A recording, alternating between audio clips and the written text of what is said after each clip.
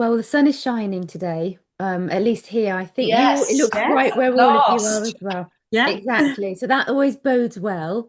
That always bodes well. So we're obviously here to chat about good old perimenopause and menopause, and that word that none of us want to really want to talk about, but we are talking about it, and we need to talk about it, and we need to change the stigma behind it.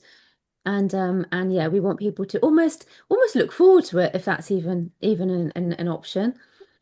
So let's do introductions so we all get to know each other. So Sue, could you just obviously we know your name, Yep. and just what do you call yourself in terms of your work title, and just a little bit about what you do and how you approach it. Just a little bit, just an Yeah, intro. yeah.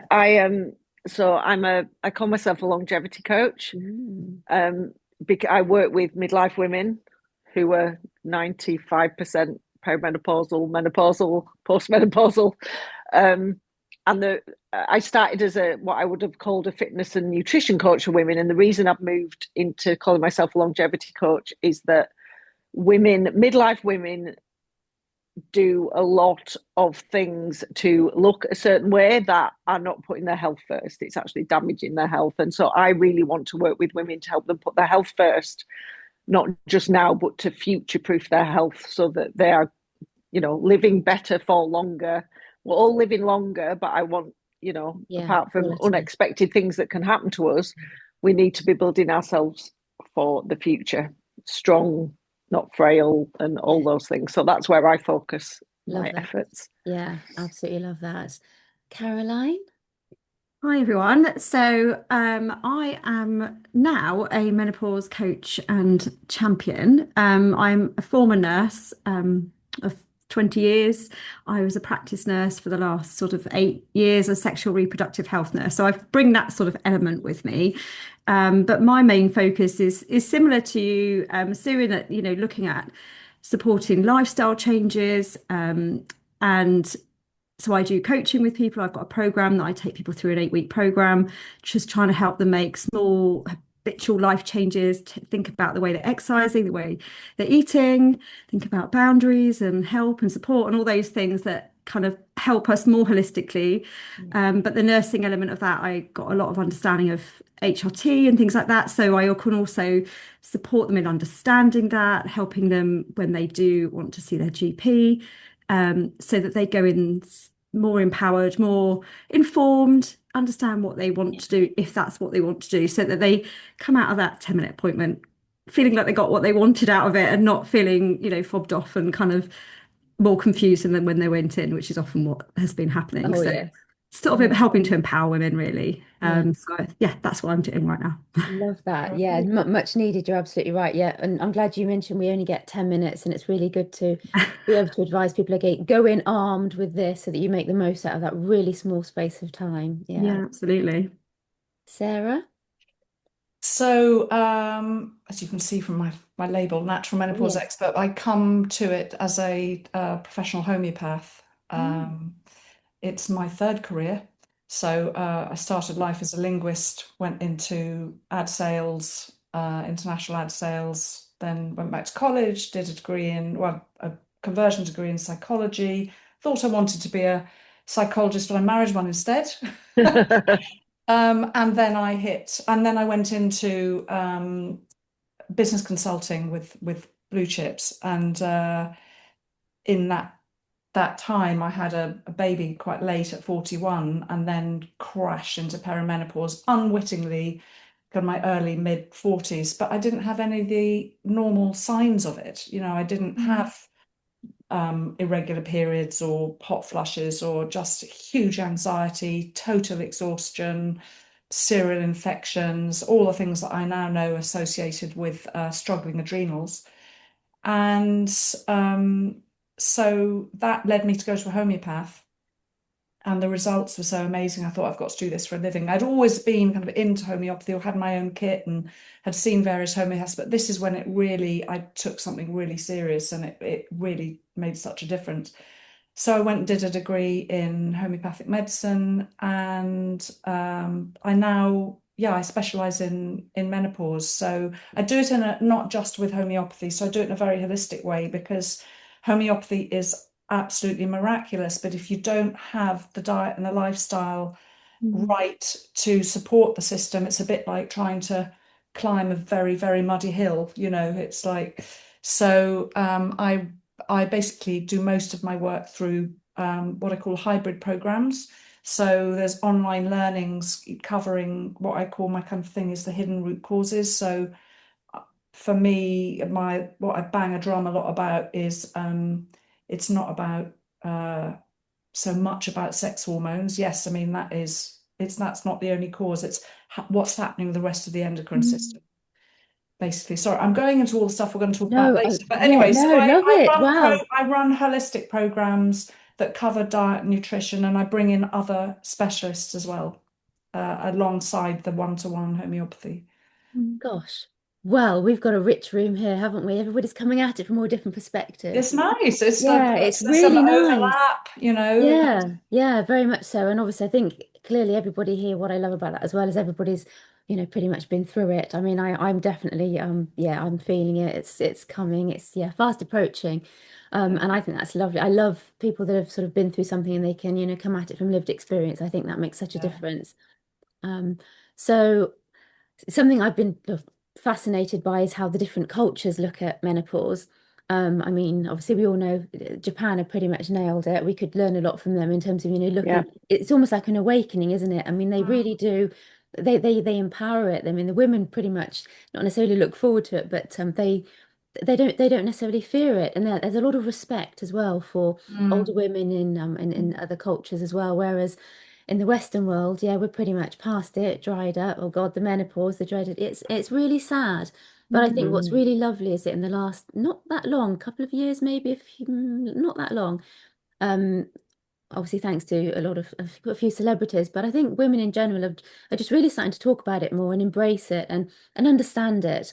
And men as well are kind of like almost they're realizing actually maybe yeah that there's things that they can do to help out a little bit as well. So what where do you lay to see things at the moment in terms of from each of your perspectives?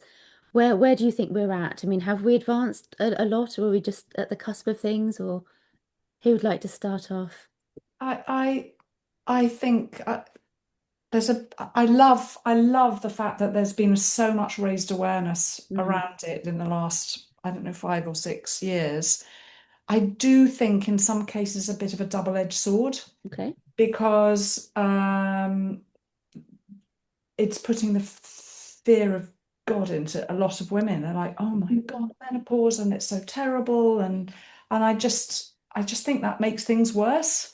And I'm someone like you, Neo. I see it as an opportunity for kind of bit of a rebirth, really. Yeah, yeah, I exactly. think it's where we have the opportunity. I mean, it raised it because of the weaknesses in the system. The drop in the sex hormones exposes weaknesses in the system, Hmm. and that exposes anything in us that is from historical physiological strain or psychological strain, be it trauma or toxic relationships. All those rise to the surface, and that's what can make it so hard. But I see it as a gift because it's a second chance to address those things. Hmm. So yeah, I think I don't know how else you raise awareness without making women very fearful. But I Yeah, well, think I it's think about it's bringing people into the conversation, isn't it, at that early stage? And so yeah, not letting them just look from the outside in and seeing the scary conversations, actually inviting them into those conversations way before they are in those yeah, perimenopause so they're prepared. ages so that they change that narrative around it. We yeah, help them change that, and hopefully the work that's being done now by people like ourselves who are trying to change that conversation to make it something less fearful and to help women feel empowered and to find the ways that they can support themselves in whatever way that is, yeah, opening up all those doors for them and saying it's not just one way, there's lots of ways you can support yourself, just means that they hopefully look at it and think, well, I saw my mum going through that, or I saw my sister, or somebody, that they've seen ahead of them.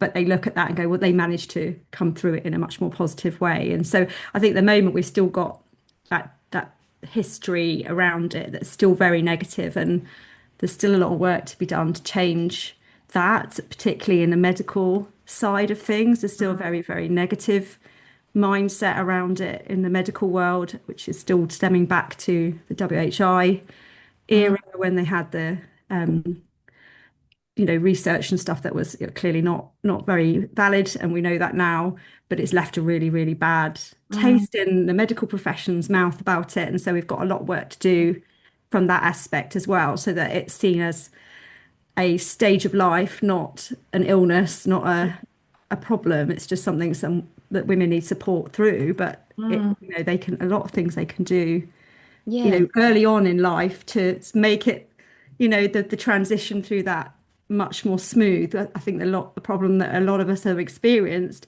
is that we were just completely blindsided. And so nobody was prepared biologically, mentally, to go through perimenopause, because it was this sort of hidden thing that nobody talked about from the generations before us. It was, and so we just saw, I went into it at sort of 44. And even as a nurse, I didn't know really anything about it because it was not taught to me as a nurse 20 years ago. It was not a conversation that was brought up. I don't remember ever being mentioned in my training. And that's down to the fact that that was around the time the WHI reports came out. And so there's no treatment, there's no need to teach it in the medical world.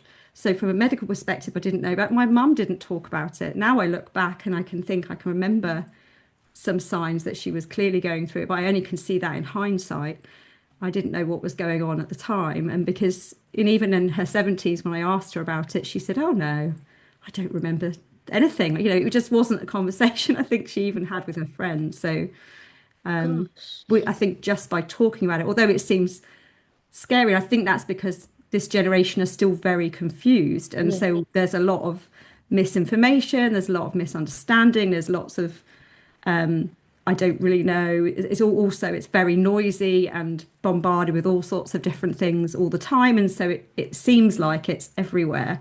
But hopefully, as time moves on, we'll filter through the stuff that's actually genuinely helpful and have a good support network out there for people. But it takes time, doesn't it? Yeah. Particularly Yeah. anything in the NHS takes a very long time to catch up and get to where it needs to be. So Yeah. yeah, we're That's probably really talking a interesting. decade or something. Yes. Unfortunately, Yeah. unfortunately, that was really interesting. You said that because did you say there's no cure for it? Because it's not classed as an illness, so they didn't even talk to you about it. No, because I think at the time, because HRT had, extremely negative thing, and they whipped a lot of people off HRT. At the time it was the synthetic HRT, the WHI, that's the Women's Health Initiative. That was, it was all tested on the wrong age group of women, so that their risks were of higher risk anyway. But we're looking at synthetic HRT, and that's not what we're using now. So most cases. So it was just, I think because of that, and because it's not an illness, just wasn't, they would just say to women, "Oh, you're just a woman of a certain age. You kind of just got to put up with that." I think that's, you even hear it now. I remember Yeah. going to a physio recently and having a hip issue, and he said, "Oh, that's very common of a woman of your age." You're still hearing that kind of Oh, yeah. conversation happening, and that's the sort of stuff that needs to stop. We don't, there shouldn't be a woman of a certain age that you just get sort of, oh well. Yeah, it's all to do with, yeah, I thought you Dismissed. get the same thing even at the dentist. He said that the other day, and I said, if you say that again, that's It's it just wider than menopause, isn't it? yeah, they just the bring it into the absolutely everything.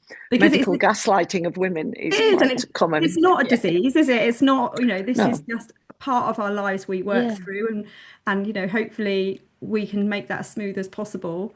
And yes, we get, they call it postmenopausal zest, isn't it? You get to that, hopefully, yeah, the point in postmenopause where you feel amazing, but we want to get women through that as Yeah. smoothly as possible and yeah. let I think them live their it's lives and not feel held back by it. yeah. I think it's the perimenopause that is the biggest struggle Oh, because yeah. most women are a good few years into it before they realise they're in Yeah. perimenopause, myself included. And that is when I think you said earlier, many women don't have physical symptoms or not symptoms that are really obvious. But a lot of my clients and myself had the kind of more the emotional side of things.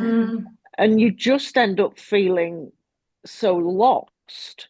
So you've lost, the common phrases I hear, and probably how I felt as well.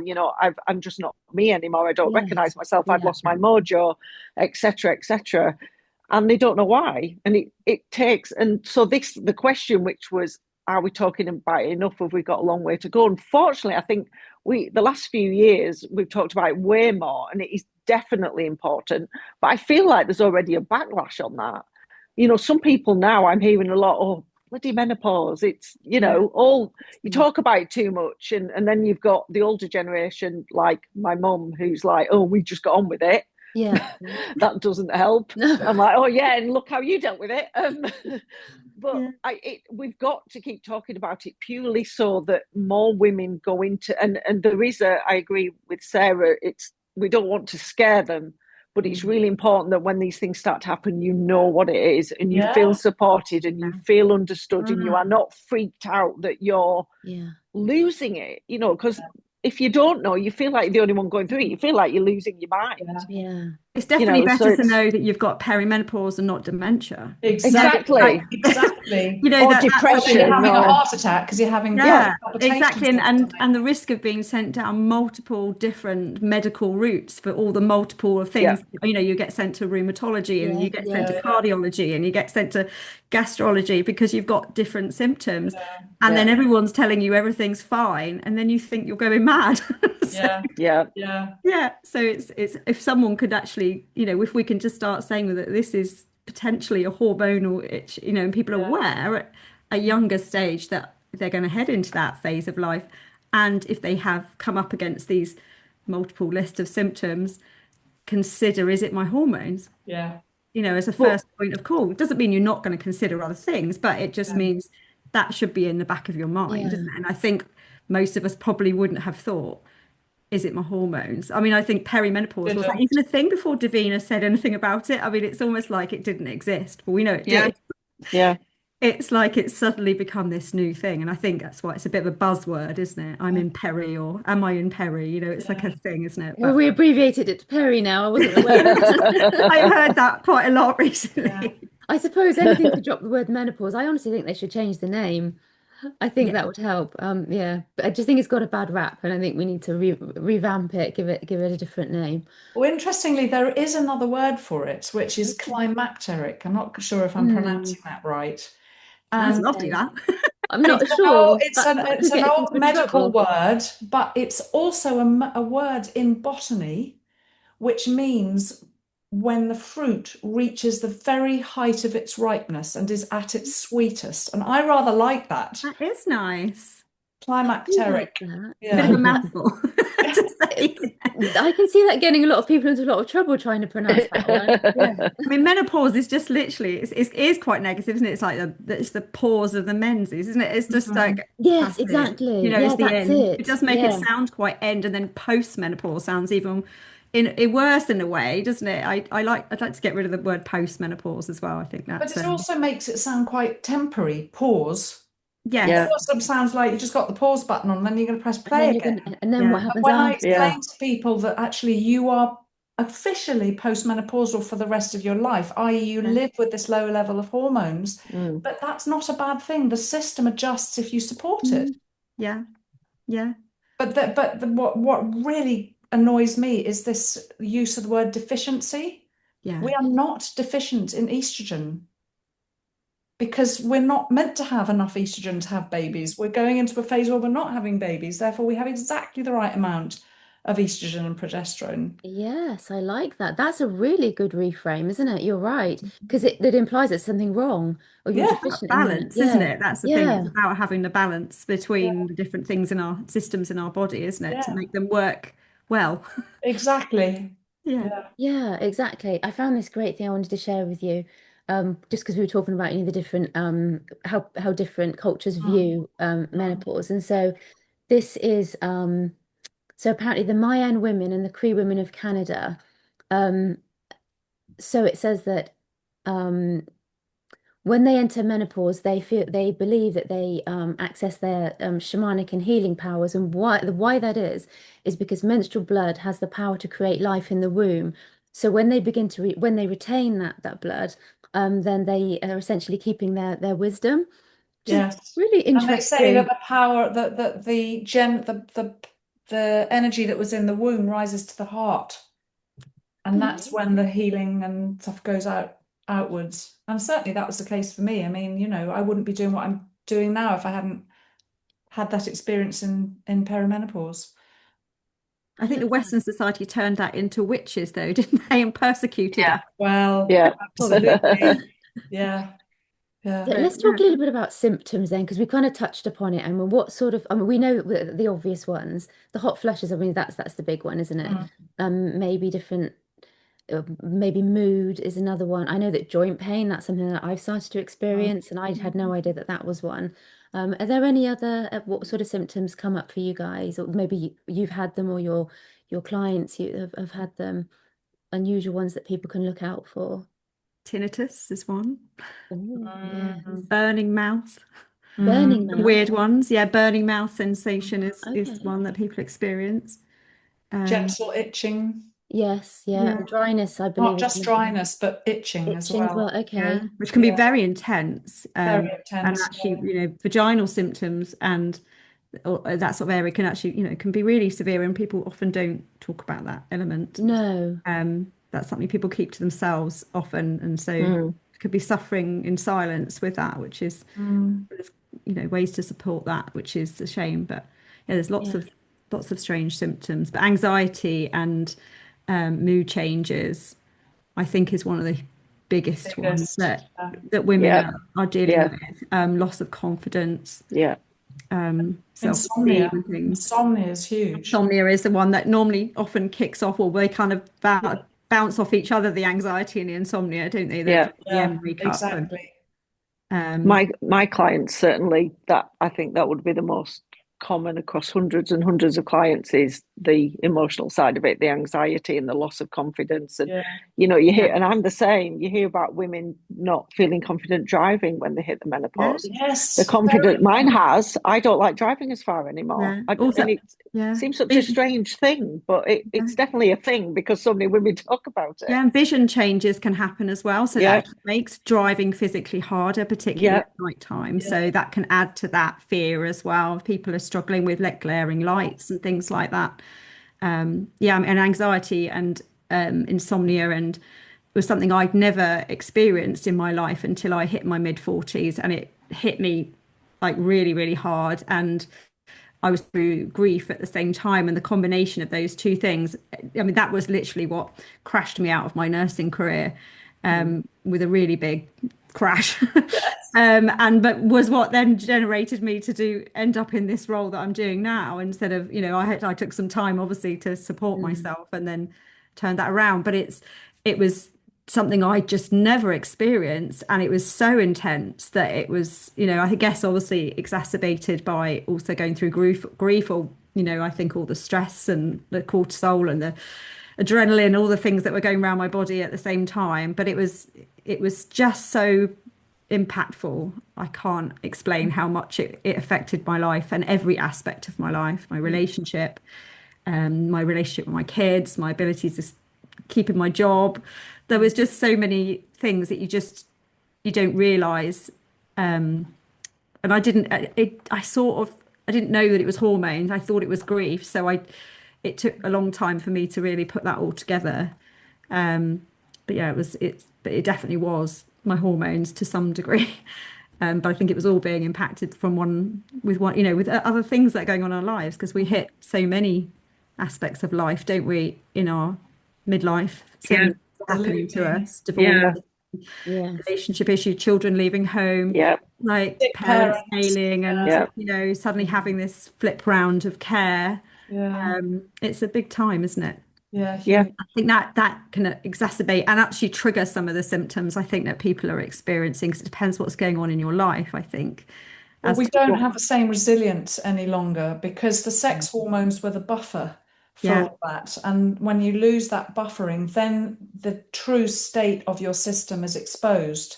yeah, So if you've had years of chronic stress or chronic sleep loss or, whatever physiological things, then you it's exposed, and Mm. you're struggling with that. I mean, one of the things that had happened for me was I was getting serial respiratory infections, so it affects immunity. Um, and I always think that menopause comes to teach us something, at least one thing. And for me, it was being so driven. I was very driven, and it through the course, I mean, I'm 62 now, but through the course of like probably about 10 years, I teetered on the edge of burnout probably 3 times until I learned the lesson. Yeah. Yeah. I like So Yeah. that. now I Menopause schedule teacher. nap time Oh, between, I have a nap break between Love it. clients. If I've had a bad night, I make sure that I have a clear kind of space Yeah. between like 12:30 and 5:30, or 4 or something. Mm. Yeah, mine was definitely resilience was my Achilles heel, really. I thought I could just keep going. Yeah. And I kept going through all the things that were, traumatic in my life and kept thinking, I'll just keep going, I'll keep putting myself to work and then I burnt out. Yeah, mm. likewise. And I I just thought I literally had was, nothing left. yeah, I just thought Yeah, it was burnout before I realized actually much later that it had been perimenopause. yeah, I yeah. think that's the thing. A lot of women, you only look back and Yeah. realise. So mine coincided with COVID and Oh, Yeah. lockdown, and I was virtual schooling my kids, and oh, it was like the perfect Storm. storm. oh, And I Yeah. honestly thought I was losing my mind. I was the worst wife. I was the worst parent. I was the worst Yeah. version of me, and I was in this close space. I Mm. couldn't get any kind of break, and it, Mm. yeah. Yeah, So you mine hit just, at that point as well. And it was the rage. That was the point where the yeah. rage was big. And I don't think it My helps being isolated and, no, my losing all your normal support networks. I sing in a choir and I think I wasn't able to do that. And that was my outlet to yeah. get rid of the stress that was going on in my life. And all of a sudden I didn't have it anymore. So, and I'm sure everyone was the same. We all lost things that we were doing in our lives. And so it was, yeah, Yeah, a really hard time, I think. expect with that coming at the same time. My Yeah. boys, who are now both teenagers, thankfully must find this funny now looking back, but they still refer back to when we were virtual schooling in COVID and how I was. And they tell me about things like laughing. Can you remember that day when you threw those plates? Can you remember that Oh day when you, and I no. look back and I'm like, whoa, Oh what, dear. I hate hearing it, yeah. but they're actually laughing about it That's all because they right. just went, can you remember that time when you completely lost it?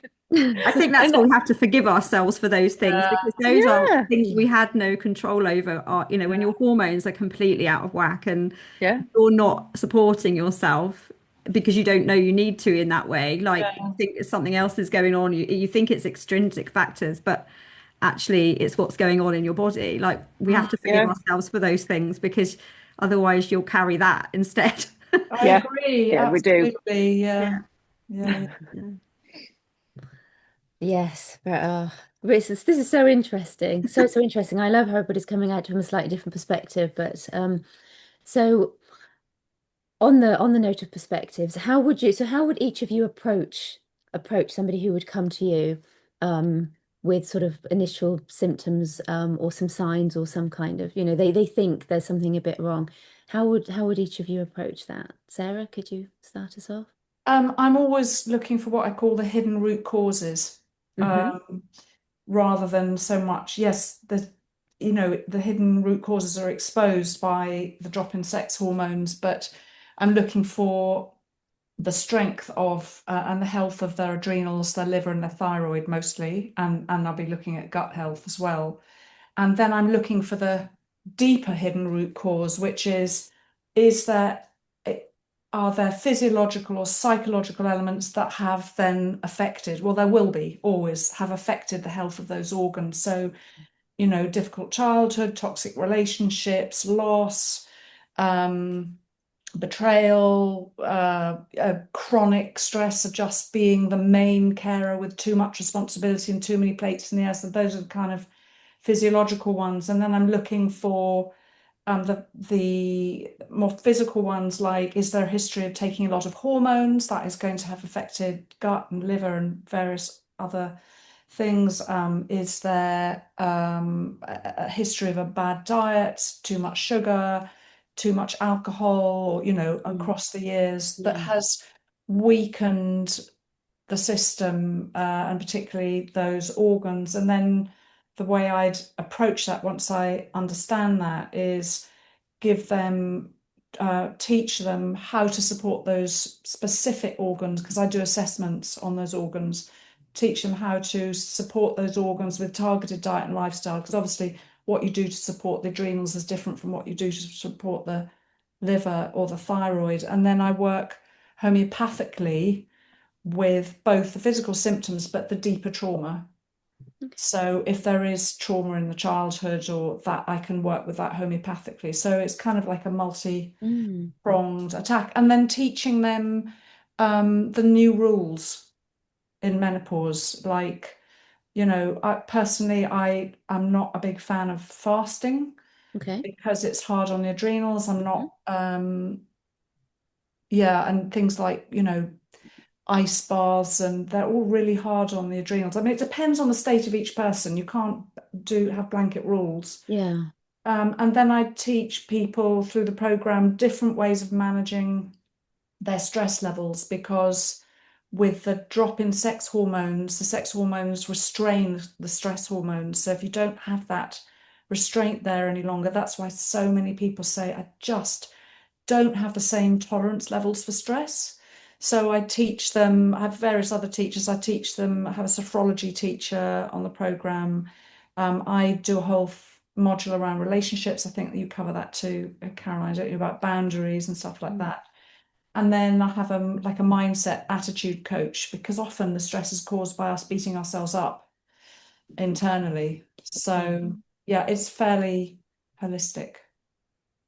I like that. It's a really rounded approach. There's a lot going on there. Yeah. Mm. How about you, Caroline? So yeah, I mean, similar. I don't have the homeopathic background, Yeah. so I think the people that probably reach out to me are probably, because of my nursing background, are probably people who are more looking at slightly more medical Yeah. routes. And sometimes they'll come to me at the point where they've tried to reach out to help for through GPs and are struggling to get the support they need. So often it is a case of just literally going through what symptoms they're experiencing, what's going on in their lives.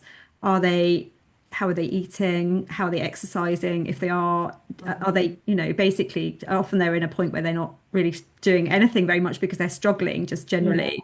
So we're just looking at the symptoms they're experiencing, seeing probably where they might, might be, it might be more estrogen, might be more progesterone, might be more testosterone, thinking about those things. But it's more just looking at the symptoms and then seeing how they can adapt, some of their diet, maybe looking at whether they're getting too much sugar, whether they're drinking alcohol, Mm. are they drinking enough water? Just things, are they getting enough fiber, all the things that their body needs, are they actually looking at those things? We look at that element. In the program I run, we do something called a body holiday. So it's not like a detox or a diet or anything. It's purely just let's take everything out that could be Yeah. potentially triggering symptoms for 7 days, just really give the body a bit of a digestive system a rest, and then very slowly reintroduce things just to let them have a bit of insight as to Yeah. what might be triggering a symptom. So they just get a little bit more understanding about the things they're eating so they can have more informed choices about what they're eating, drinking. And also, like I was saying about sort of supporting them with things like boundary setting, understanding where they may be just giving too much, Mm. not asking for support and just taking everything on themselves. So it's more, looking at the whole life picture really. And then if they want support, with GPs and stuff like that, I Yeah. can support them in how to. I've got Mm. I go through a symptom checker sheet with them so that they've got all the most common ones and a few more. I mean, I haven't got all 84 of them or whatever it is there is now because you'd have sheets and sheets of it. But the most common ones and some of the more common, rarer ones. Mm. So they can tick off and then have the frequency and that severity of them so that they can start monitoring their own symptoms. They can use that in a GP appointment to sort of literally go, this is Yeah. what I'm dealing with, rather than picking the first one that comes into their head and Yeah. then that gets hyper focused on and everything else gets ignored. Mm. But also, so if they make any changes in their diet or their what they're supporting themselves with, like a vitamin or a homeopathic treatment or anything that they've just tried, whichever route they've chosen to go down, they can monitor those symptoms maybe every 3 months or something and have a look and see is anything improving? Because I think a lot of the time we don't notice the things that have got better. We just keep focusing on the things we still have. So I remember finding a sheet, the sheet that I'd done in my drawer. I was clearing out my desk and I found it, and on my sheet I had 25 symptoms, all severe. This was a couple of years ago, and then I found it and I was like, oh, I think I'll do it again. I wonder what I'm like now. And I had six and they were all really mild. So I was like, oh, Wow. wow, look, I've clearly made, huge changes.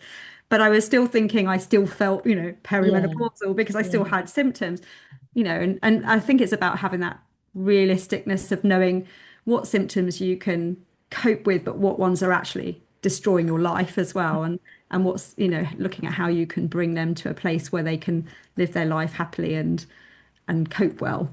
So that's sort of thing to I kind of do. It's yeah. hard to explain sometimes. No, no, you explained it perfectly. No, brilliant. So you come at this from a very different perspective, but I think it is so important because you help women be physically strong. Well, Um, I think with me, women don't come to me because they're menopausal. yeah. They come to me, and there's a very common theme with most of my clients. They come to me either or they are gaining fat around their middle and they Hmm. don't know why because they've never had it before, Yeah. or all the things they used to do to be fit and healthy aren't working Not anymore, working. and Yeah. they're either getting the belly fat or they're just not, Yeah. or they're putting on weight or whatever. Yeah. So that's how they come in, and then you start to talk to them and peel back the layers, and there's obviously then, they're obviously perimenopausal or Yeah. menopausal, and so what I do, yes, I focus on nutrition. Mm. Most women are not eating enough. Mm. Most women have grown up in the diet culture, Hmm. Yeah. and it's always been, if I want to lose weight, I'm going to go on a Mhm. diet. And so I help them unlearn that, because Hmm. it's one, going on a silly diet or severe calorie restriction is not healthy at midlife and will not help. Mm. Um, Exercise, Mm. again, many of them are either doing nothing or Hmm. they're over exercising, trying to burn off all the calories so that they can lose weight. And again, a lot of exercise, a lot of cardio exercise is not particularly healthy at this age. It's too much on the Yeah. system. So I have to educate them. Yes, do what you enjoy, because at the end of the day, moving and doing something is amazing, but showing them that they need to rest and recover. They need to be fueling their body with the right nutrition, and they need to be doing exercise. Obviously, I am an absolute advocate for strength training. It is the only Mm. exercise that will help maintain and even build muscle as you get older. So it's the only one that will stop you getting frail. But I Mm. don't say you have to do this and stop doing this. I'm just like, let's try and build in some strength training to what you're doing. But I focus on their sleep, their rest, their recovery. We also end up then talking about stress management, their mindset, Mm. and then when we do our face-to-face calls, it goes down, it literally explodes into the wider picture, their emotional health, their relationship with their husband, Mm. their loss of confidence. So it ends up, they come to me with what you think is this one thing, but it's a far bigger picture that it sits within the menopause and midlife. Yeah. Amazing. It And is. it's so good to hear that you're um, steering them away from very intense exercise, because I Yeah. see a lot of women come to me who are just in adrenal crash Yeah, and they can't lose the weight, and they've tried the fasting and the cutting the calories, which is just really absolutely the wrong thing to do. yeah, And they've been to a personal trainer who knows nothing about menopause and has worked them into the ground, Mm. and them even worse. yeah. So I have to say, sorry, Sarah, yeah, I no, no, don't so want to I'm interrupt you. finished. I often get clients coming to me on the back of trying to go with other coaches, Yeah. many of whom are male or young women in their 20s who Yeah. have absolutely no idea. I'm sure Yeah. there's a few that have studied it and they're very Mm. good, but on the whole, Not quite the and same. literally when they've gone in and said, I've got this belly fat, that they've put them on a diet and told them to do more. My God. So just what you've said, all that, too much, Yeah. they're ending up doing more. And they've literally come to me broken, And you feeling like know, a failure. That's the other exactly. thing. Yeah. Failure, Yeah. unhealthy, their Yeah. skin's bad. They've got dark circles under their eyes They're because they've got this exhausted. punishing. Yeah, Yeah. Getting exactly. enough nutrition probably because they're Yeah. limiting Yeah. their calories so Yeah. much. Yeah. Another thing that's interesting with with the exercise industry is the sort of the drive towards lifting extremely heavy weights. And um I had a physiotherapist, a pelvic health specialist physio come in to talk to my group recently, and she was saying that she sees a lot of clients come to her who've gone down very heavy lifting route and ended up with prolapses because Yeah. they've got, they haven't got the estrogen supporting the Mm. pelvic health anymore, and they've gone down this, not being taught properly how to breathe and how to support their pelvic floor while they're lifting, and it ended up with damage. And again, it's that sort of that idea that is sort of driving, you must lift heavy weights, but yes, you need to do strength training, but it doesn't have to be like lifting a massive thing like you're in a competition. Well, it's all Yeah. based, as you say, it's all based around a male biology, really, and or Yeah, 20-year-old female, and moving the conversation onto the workplace. I think the whole for working women, I think the issue is that the work culture in this country and in the West is built on male biology.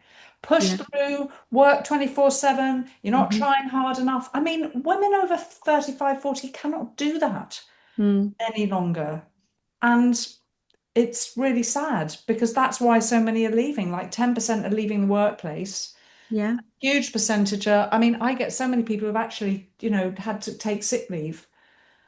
Um, yeah, it's really sad. Yeah, and often unpaid, if they're not, Yeah, not as the yeah, sort of job that's having, good sickness policy, and that's putting them in financial yeah, difficulty as well. But sometimes women don't feel like they have the choice if they're in that point where they're about to burn out. They have no choice but to stop, don't they? absolutely. Mm. But if they But had it's, better work environments that were yeah, more informed, and yeah, some of the work I do is to try and go into businesses and support likewise. Yeah. and do workshops and things. It's something I'm heading into. It's quite hard to break into sometimes. Yes. A lot of them don't have budgets and don't want to Yeah. Mm-hmm. do it, or you might manage to get one little online training session, and that's Yeah. about it. So it's a lot of work to be done to get into businesses and Yeah. help them understand how to support their work. Yeah, because then apart from the business's point of view, they are losing all that experience and Yeah. wisdom.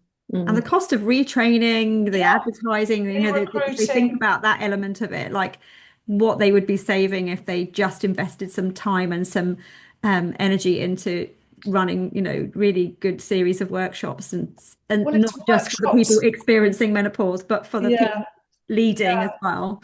I think Um, that the workshops are really important. And what I think is more difficult to change is the underlying work culture.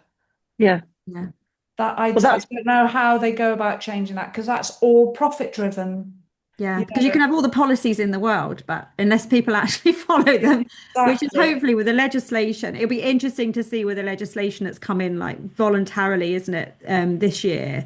And then it is going to be mandatory for businesses over 250 employees, but to have that menopause action plan, not just having a policy which Mm. just sits on the shelf, but how they actually Apply monitor it. that and make sure that businesses are genuinely having a plan, and how are they going to implement that, and Mm. what does that plan actually mean, like, because it can be quite fluffy, some of this, Mm. where you want to know exactly how they're actually going to support that person who comes to their manager and says, I'm struggling, Mm. I'm in perimenopause, I'm in menopause, I'm not coping because this, that, or the other, what they're actually going to do to support them, what's their plan.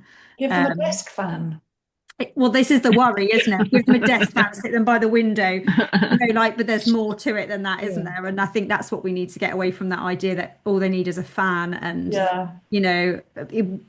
it's so much more complex than that. And we know that, but it's just getting that across, isn't it? So it's yet to be seen, isn't it? Until these things start, you don't know how Mm, they're actually going to take off, do they? But it yeah, might drive some funding for businesses to actually yeah, bring people like ourselves in and have those conversations, which, hopefully in the long term builds more Yeah. understanding, and they start making changes that are actually beneficial for women Yeah. in the workplace and get people to actually want to stay in their jobs and feel that they can, and yeah, again, it's a process, isn't it, that we yeah, have to go through. Yeah, It's not going to be overnight, I but think coming back to the culture bit that you were talking about at the beginning, Mm.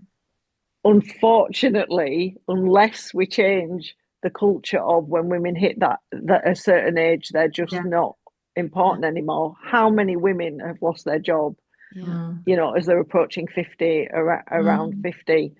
We're definitely moving, but we need to, because unfortunately many of these businesses are run by men. It's, oh, yeah. she's not Past it. You she's know, not even worth it the anymore. Yeah. women. I remember somebody telling me a couple of years ago, I think it was a friend, she was saying that she had really struggles with perimenopausal symptoms. She eventually got herself to a doctor, worked out what it was, got herself, just started HRT, and then went and told her female boss, I have been struggling, but I'm on HRT now. And the female boss said, oh, well, we won't put you up for promotion then. Oh, that's it's devastating. not always Yeah, male boss. In fact, a lot of the time you talk to men, and Worse. they're actually quite sympathetic. I think the women who are very driven and maybe have been through perimenopause and menopause, and it's that generation I just got on with it generation. yeah, Mm, I think they're the hardest ones to actually Yeah. yeah, turn their mindsets around than the men. I think the men want to understand. They don't Yeah. necessarily mean they do because they're not Yeah. women and they aren't actually Yeah. experiencing it. I mean, I'm training as an andropause expert as well, and Who are you? but it's just interesting. It's something you have to be very tentative how you roll it out. But it's just looking at hormones from male's perspective, and actually maybe if they understood that, I know they have hormones, but they maybe don't think about hormones in the same way we do and how they're so Mm. impactful on the whole body. Yeah. That maybe if men had more understanding of andropause and the way that that affects them, they might have more understanding of like how just generally as human beings, our hormones are so important to the way our bodies function. But maybe, I think it's just something to hopefully help them to start like making those connections. Maybe might, Yeah. but really mm, interesting. I yeah, was about to ask you what that meant, but I've clocked it. We're talking male hormones, aren't we? So essentially, testosterone they for yes, men, they have that. They basically. have their little chapter as well. They They just do, and I haven't think turned it into this whole big thing where everything's they're going yeah, to it's perhaps not the fall same as into menopause, obviously, because we've got, no the three other. hormones that are Yeah, affecting all the other hormones and systems in the body. They've got testosterone, they have lots of other hormones in their bodies as well that are impacted. So and they Mm. um, do go through a little bit of a midlife crisis as well, don't they? They have their mm. own. well, that's They have their probably own what change. what causes it, and I think, Interesting. Yeah. but then that's just been laughed off as well. It's Yes. just the way we are as a society tend to just sort of almost trivialize these things, True. and Yeah.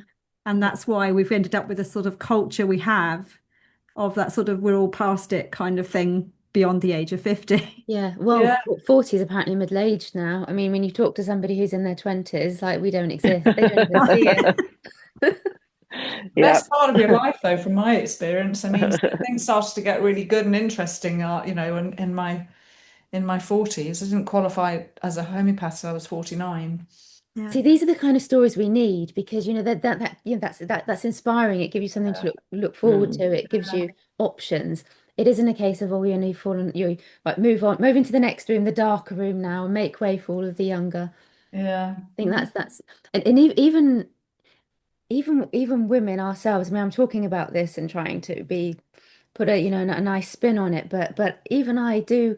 I'm trying to embrace it. I'm really doing my best, but it's so ingrained that, or you're getting to that phase, which is still got those negative connotations. But so well, I think we need to do a lot of work on ourselves as well to genuinely embrace it and to look forward to it and to make the best of it. Mm. So is there any advice that we can give if each one of you could maybe give a couple of ideas that maybe people who are approaching, even women in their early 30s, things that they could do so that possibly that transition is a little bit easier.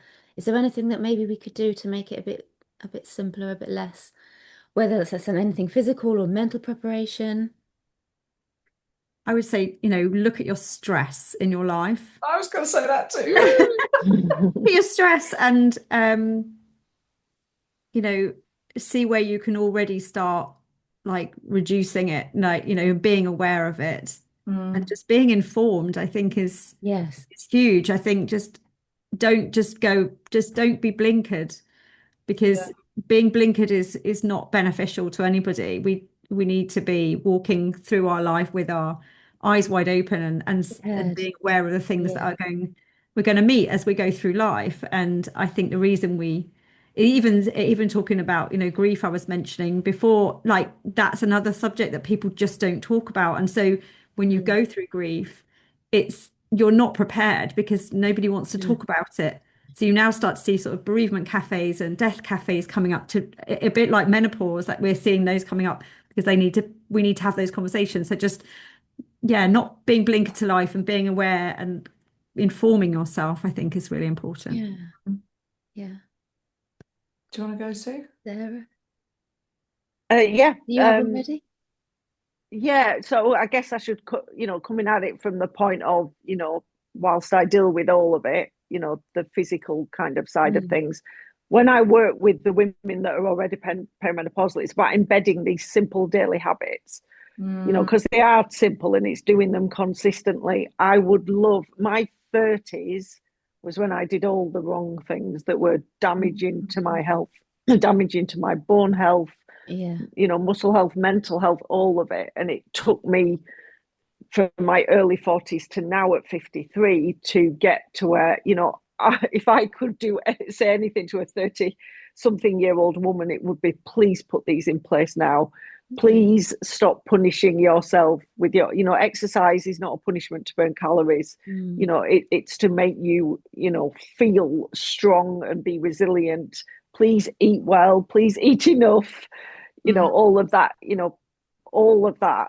If you start it, it's never too late to do all these things, but the earlier you start, the better. So, and then Yeah. when you do hit perimenopause, you are in a better place to deal with it. Mm. If you are healthy and resilient, you are in a better place to deal with everything that comes. And on top of that, please just talk about it. Yeah. There's Ask no too questions. much of talking Yeah. about it. mm, Yeah. mm.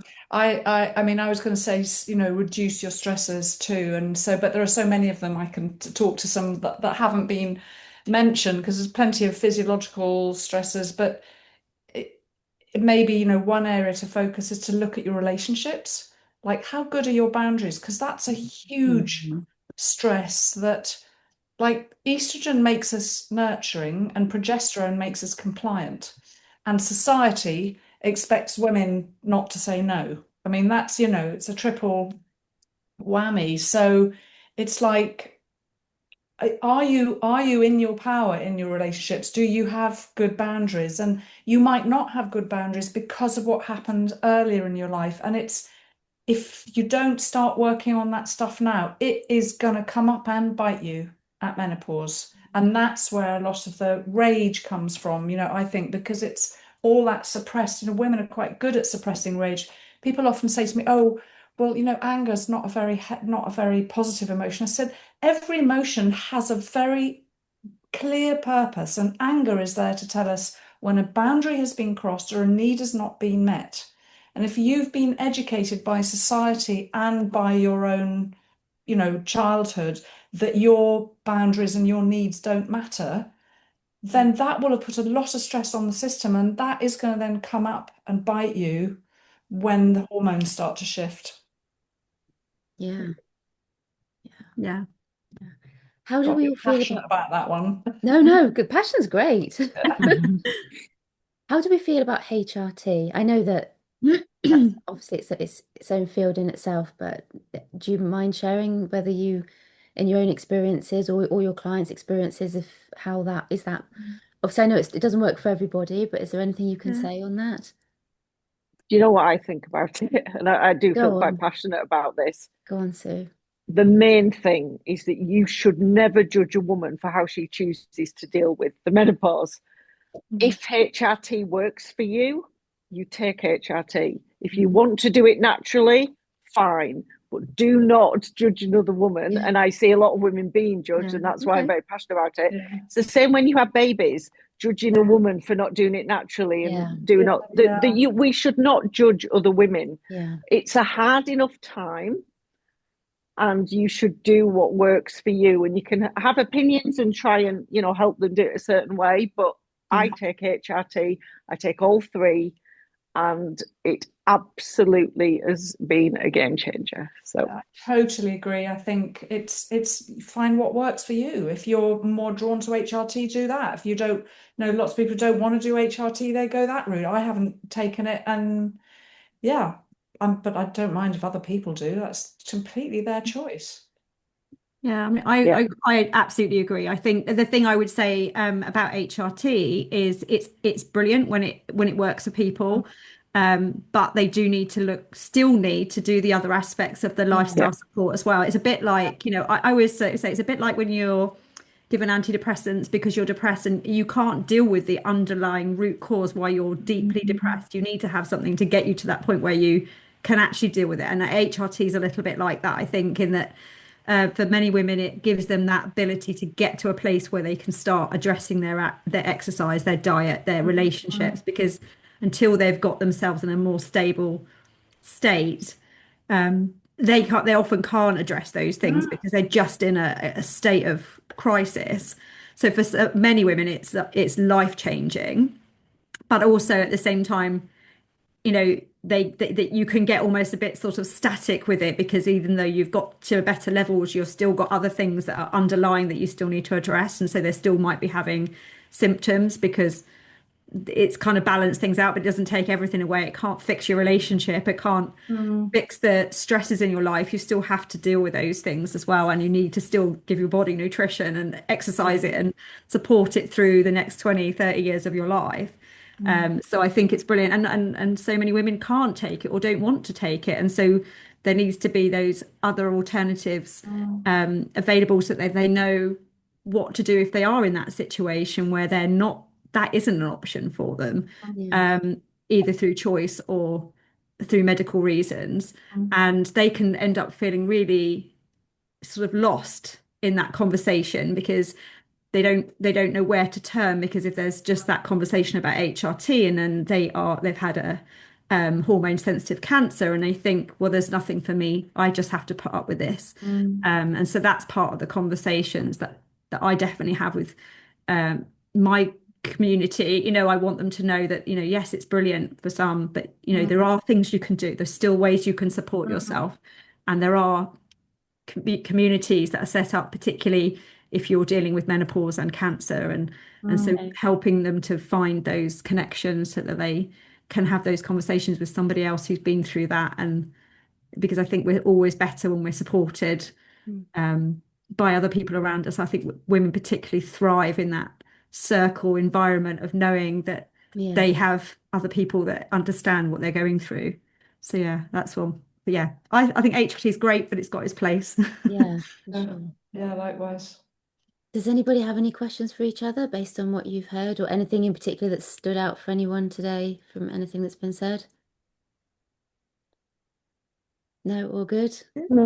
We've learned Well, loads from each other, I yeah, no, think. absolutely, absolutely. It's been really interesting as well. I love the different perspectives and how everything's sort of come together. And there's been tons of advice. I mean, I just had a question that I wanted to ask. If anybody was watching this and they were feeling a little bit confused or a bit alone, what advice would you offer them? You kind of answered it just then, though, Caroline. You did sort of say, find support groups, reach out. Um, yeah. Is I there think anything? it's Go on. finding your people. Finding Your your tribe. people. Mm. Yes. Your tribe, yeah. Yeah. Yeah, a tribe's really, I think, as we move through, women just, I think, generally need tribes, but some people don't, and they are quite, people who enjoy being on their own. But I think even those people often sometimes then feel that they need it at this point in life. But yeah, finding things that bring you joy as well. Yeah. Like, Yeah, that's so Yeah. important. But it can be Yeah. very isolating. yeah, sure. Isolating. Yeah. Well, I think it's been a lovely discussion. I've enjoyed it thoroughly. And yeah, thank you so much for all of your time and expertise. And yeah, I know I'm very confident that you're going to be able to help lots and lots of ladies going forward. So thank you, all of you. Thank Thank you, you. Leah. Thank you, Thanks for Leah, having for us. putting Thank it you. together. Great Yeah. idea. All right. Have a lovely rest of your day, and let's hope the sunshine holds Yes. off. Well, at least the rain holds off. Beaming out my window here. All right. Thanks a lot, Thank Take care, Leah. you. everybody. I'll see you very Bye, Thanks. soon. Caroline. Bye, Bye. Sue. Bye. Bye. Bye. Bye, bye, Bye. bye, everyone. Bye.